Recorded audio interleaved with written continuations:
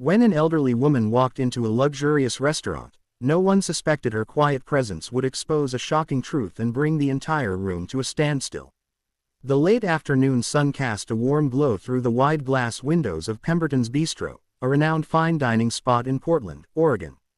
The air inside was filled with quiet murmurs, the clinking of glasses, and the soft notes of a live pianist in the corner, the kind of place where patrons came to celebrate life's milestones or close lucrative business deals.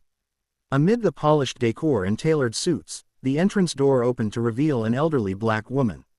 Her steps were slow but purposeful, her back straight despite the years etched into her frame. She was dressed in a navy blue coat with delicate embroidery along the cuffs, her small black handbag tucked securely under her arm. Her expression was calm, yet there was a quiet authority about her that turned a few heads. The hostess greeted her with a smile that felt a touch forced, something almost imperceptible but present nonetheless. "Do you have a reservation, ma'am?" she asked, glancing briefly over her shoulder as if to ensure she wasn't holding up the line. "Yes, under the name Mrs. Holloway," the woman replied, her voice steady and polite. The hostess scanned the list, nodded, and led her to a table tucked away in a corner near the kitchen. Not the best seat in the house, but Mrs. Holloway didn't complain. She took her seat, folded her hands on the table, and glanced at the menu. But something was off. A few moments passed, then several more. The waiter assigned to her section, a tall man in his late 20s named Todd, walked past her table multiple times, barely sparing her a glance. When he finally approached, his smile was thin and his tone carried an edge. "Sorry for the wait," he said briskly. "We're really busy right now. I'll be back in a bit to take your order." Mrs. Holloway nodded gracefully and thanked him, though the nearby tables, filled with younger, more casually dressed diners, seemed to be receiving immediate and attentive service. She noticed the side glances. A woman 2 tables over whispered something to her partner, both of them sneaking looks in her direction. Another diner furrowed their brow, as if trying to piece together why she seemed so out of place. Minutes turned into what felt like an eternity. Todd returned, but his demeanor was no warmer. "I'm sorry, but we're a little understaffed today. It might be a while before I can get to you." Mrs. Holloway's lips pressed into a faint smile. "Take your time," she said, her tone betraying none of the frustration she might have felt. She wasn't about to make a scene, but the discomfort in the air was palpable. Just as she settled back into her chair, seemingly unbothered, someone from across the room noticed everything, and their expression darkened. From her corner seat, Mrs. Holloway observed the room with quiet composure. It wasn't her first encounter with this kind of subtle treatment, the kind that wasn't loud or overt but had a way of making itself known in every delayed service and dismissive glance. Still, she remained poised, her hands resting gently on the table as if she were merely passing time.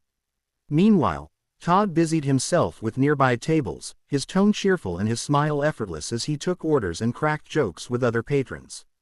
When he walked past her table again without even acknowledging her, the unease among the other diners began to grow. A young couple near the center of the room exchanged nervous glances. "Why hasn't that table been served yet?" the woman whispered, her voice barely audible over the ambient music. Her partner shrugged, casting a quick glance toward Todd, who seemed completely indifferent. The seconds stretched into minutes, and though Mrs. Holloway kept her calm exterior, a small part of her wondered how far this would go. She reached for her water glass, but even that had been left empty. A few tables away, a waiter delivered a fresh glass of wine to a customer who had arrived long after she did. Todd finally returned, carrying a tray of food destined for another table. He paused briefly as he passed Mrs. Holloway. "Still haven't decided?" he asked, his tone bordering on dismissive, as though the delay were her fault. She looked up at him, her eyes steady and kind but with a quiet intensity that made him falter. "I'm ready to order whenever you have a moment," she said, her voice measured and polite. Todd nodded, muttering something under his breath as he walked away. But a few tables away, someone else had been watching closely. At a table near the bar sat a man in his late 30s, a half-empty glass of sparkling water before him, dressed in a crisp navy blazer. His demeanor was calm but sharp, his eyes narrowing as he observed Todd's behavior. He had been quietly taking note of every interaction, every slight, and every dismissive glance. His fingers tapped lightly on the table as his expression grew colder with each passing minute. For now, he stayed silent, his gaze darting between Mrs. Holloway and the staff. He wasn't just any diner, he was the restaurant's owner, and Mrs. Holloway wasn't just any patron. She was his mother. But he wasn't ready to step in just yet. He wanted to see how far this would go, how Todd would treat someone he assumed was powerless. His jaw tightened as Todd laughed with another table, oblivious to the storm brewing on the other side of the room. The tension was building, and though Mrs. Holloway remained calm, the air in the restaurant grew heavier with every passing second. Something had to give, and it was only a matter of time. Across the room, Elijah Holloway leaned back in his chair, his fingers still rhythmically tapping the edge of the table. He wasn't the type to lose his temper easily. Years in the restaurant industry had taught him that patience was often the most powerful tool in his arsenal. But this was different. Watching his mother endure the subtle but deliberate mistreatment filled him with a slow-burning anger. Elijah had poured his heart into building Pemberton's Bistro. It was more than just a business. It was a testament to the values his mother had instilled in him: respect, integrity, and fairness. She had been his anchor through years of struggle, the voice in his ear reminding him to keep pushing forward when the odds were stacked against him. Now, seeing her treated as though she didn't belong in a space he had created, it felt personal. He noticed the way Todd avoided her table, the way he smiled effortlessly at other guests while his expression hardened whenever he glanced her way. Elijah caught the faint smirk Todd gave another server, as if sharing an unspoken joke. His grip tightened around his glass. The restaurant was his domain, his pride. Every detail, from the menu to the decor, bore his mark. Yet at this moment he felt powerless. His mother was the one person in the world he would never allow to be disrespected, and here she was, enduring it with grace. He wasn't sure he could master himself. Elijah's thoughts raced. Should he confront Todd now and make an example of him in front of the entire restaurant, or should he wait and let the moment unfold, ensuring there was no room for excuses later? He chose the latter. He signaled to the manager, a middle-aged woman named Dana, who approached his table cautiously. "Keep an eye on table 12, he said under his breath, nodding toward his mother. "I want to see how Todd handles this. Don't intervene yet." Dana hesitated but nodded. She knew better than to question Elijah when his tone was that firm. Elijah's focus returned to his mother. She was now looking at her watch, her movements deliberate and calm. She wasn't going to complain, he knew that much. Complaints had never been her way. She believed in letting actions speak louder than words. But Elijah also believed in actions, and soon Todd would see the consequences of his. The tension in the restaurant had become impossible to ignore. Conversations had quieted, and more patrons were stealing glances at Mrs. Holloway. Todd, however, seemed oblivious, or perhaps emboldened. As he passed by her table again, she politely raised her hand. "Excuse me," she said softly, her voice cutting through the murmurs around her. Todd paused, his expression tightening with impatience. "Yes," he replied curtly, barely masking his irritation. "I'd like to place my order now, if you're not too busy," she said, maintaining her grace. Todd sighed audibly, glancing around as if to find an escape. "I'll be back in a minute," he muttered, turning away before she could respond. At that moment, Elijah rose from his seat, his movements deliberate and unhurried. The room seemed to shift as he crossed it, his presence commanding. Without a word, he reached Todd just as the waiter was joking with another table, the casual arrogance on his face quickly melting into confusion when he noticed Elijah standing beside him. "Elijah, hey," Todd stammered, attempting a smile. "I didn't know you were here." "I've been here," Elijah said calmly, his voice carrying an unmistakable authority, "and I've been watching." Todd's smile faltered, watching as Elijah's eyes flicked toward his mother's table, then back to Todd. "Watching you ignore my mother, who's been sitting there for almost 30 minutes without so much as a glass of water." The color drained from Todd's face.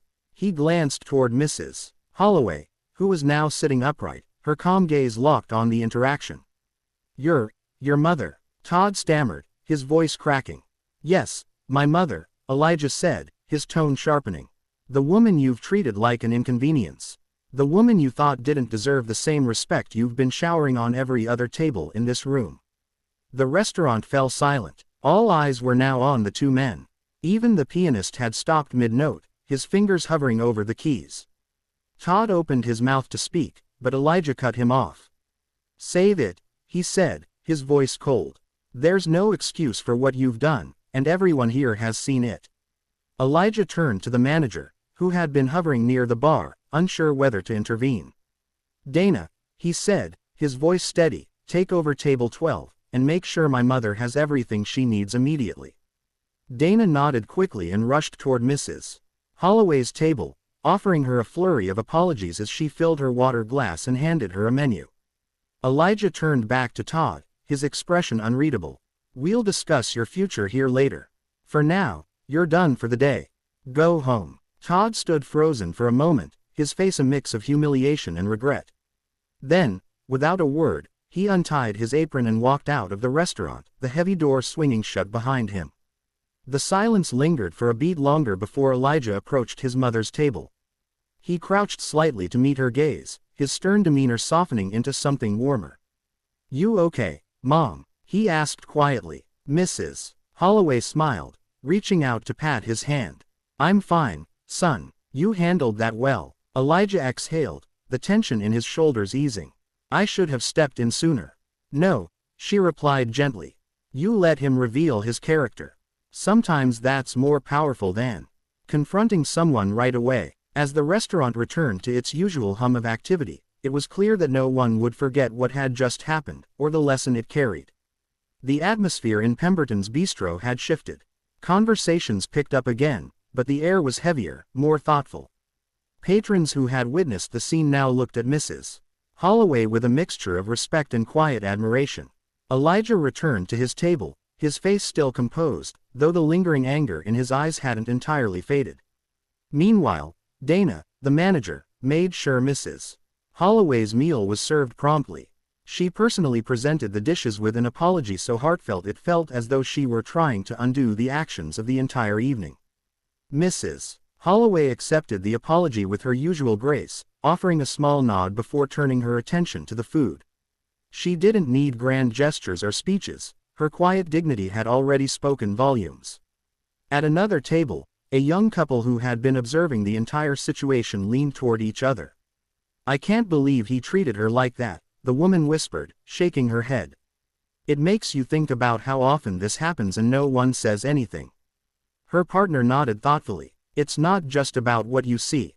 It's about what you're willing to stand up against when it happens." Elijah overheard their exchange as he passed their table on his way back to his mother, and their words stayed with him. He thought about the countless times people like Todd had gotten away with mistreatment simply because no one had been watching, or cared enough to intervene. When Elijah sat down beside his mother, she reached across the table and took his hand. "You've built something beautiful here, Elijah," she said softly, "but remember, a place like this isn't just about food or ambiance. It's about how people feel when they walk through those doors." "I know, Mom," Elijah replied, his voice tinged with regret. "I let you down tonight." She shook her head. "No, you didn't. You gave everyone here a chance to see the truth, and you handled it with integrity. That's what matters." Around them, the staff seemed more attentive, the service more thoughtful. It wasn't just about avoiding another incident, it was about the unspoken lesson Elijah's actions had taught them all: respect and kindness weren't optional. They were the foundation of everything. As Mrs. Holloway finished her meal, she glanced around the room, her gaze settling briefly on Dana, who gave her a small, apologetic smile. There was no bitterness in her expression, only a quiet satisfaction that the moment had left an impression. But for Elijah, the lesson wasn't just for Todd or the staff, it was a reminder for himself too. Leadership wasn't just about managing operations, it was about upholding the values that made his restaurant a place worth visiting. As the evening wound down, Mrs. Holloway prepared to leave, her calm demeanor unchanged. Elijah walked her to the door, holding it open as she stepped out into the crisp evening air. For a moment they stood there together, the glow from the restaurant's windows illuminating their faces. "You did good, son," she said, her voice carrying a warmth that softened the day's tension. Elijah smiled faintly. I still wish it hadn't happened at all. She placed a hand on his arm. What matters is how you responded. You gave everyone in there something to think about, something they'll carry with them. That's the real change. He nodded, watching as she made her way to the car waiting by the curb. Before getting in, she turned back and offered him one last smile. Inside the restaurant, the staff worked quietly to close up, the earlier incident still fresh in their minds. Dana gathered the team for a brief meeting, her tone serious yet constructive. What happened tonight is a wake-up call, she began. Not just about how we treat our guests, but about the culture we're creating here. Every person who walks through those doors deserves respect. No exceptions. The staff nodded, their expressions solemn. Todd's absence was palpable, a reminder of what happens when prejudice replaces professionalism. As Elijah returned inside, he glanced around the emptying dining room. The events of the evening weighed on him, but they also reaffirmed his commitment to making Pemberton's Bistro more than just a restaurant. It had to be a place where dignity and kindness were served alongside the finest meals. For the guests who had witnessed it all, the night would linger in their minds. They had come for fine dining but left with a story that reminded them of the power of respect, the importance of standing up, and the quiet strength of those who refused to let injustice define them.